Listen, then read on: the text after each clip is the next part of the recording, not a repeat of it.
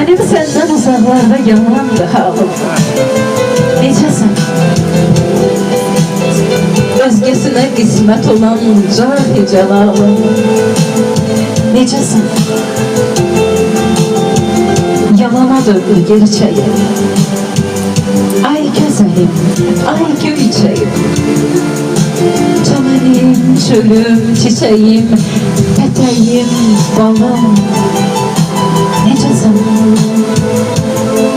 Daşam yolun üstə bitən, nəsildir anlamaz yetən, gözü könlü dil ötən, dilləri lalım. Necəsən? Zərziban, ləlim gövhərim, yaqut yəmən simuzərim, barmaqları bəxtəbərim, başı bəlalım. Necəsən? Gözün dönməz mənə sarı, yarı, öz ömründən yarı, İbrahimin istəmkarı. Necəsən?